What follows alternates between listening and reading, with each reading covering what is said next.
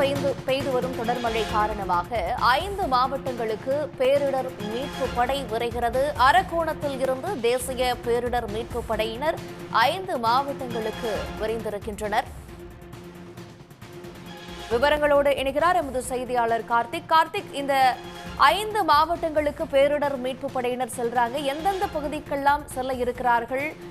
ஒவ்வொரு பகுதிக்கும் எவ்வளவு மீட்பு படையினர் பிரித்து அனுப்பப்படுகிறாங்க?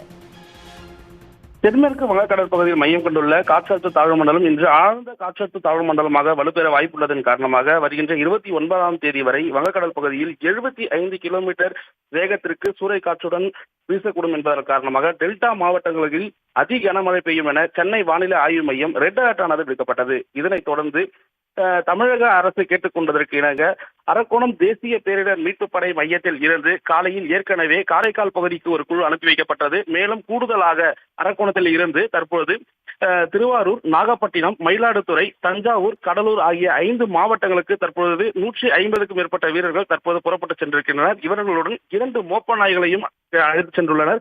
மேலும் அந்தந்த மாவட்டங்களில் உள்ள மாவட்ட ஆட்சி அலுவலர்களுக்கு சென்று இவர்கள் அந்த மாவட்ட ஆட்சியர் அலுவலர்களுடன் இணைந்து மழை நீர் தேங்கிக்கூடிய தாழ்வான பகுதியில் உள்ள மக்களை மீட்கும் பணியில் இவர்கள் ஈடுபடுவார்கள் என முதற்கட்டமாக தகவல் தெரிவிக்கப்பட்டிருக்கிறது. மேலும் இவர்கள் மீட்பு பணியில் ஈடுபடுவதற்கான ஃபைபர் படகுகள், நீர்மூழ்கி உடைகள் உள்ளிட்ட பல்வேறு அதிநவீன வசதிகளுடன் இவர்கள் புறப்பட்டு சென்றுள்ளனர்.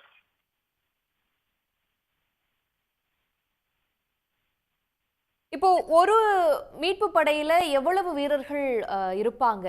என்னென்ன கருவிகளை அவங்க கொண்டு செல்றாங்க?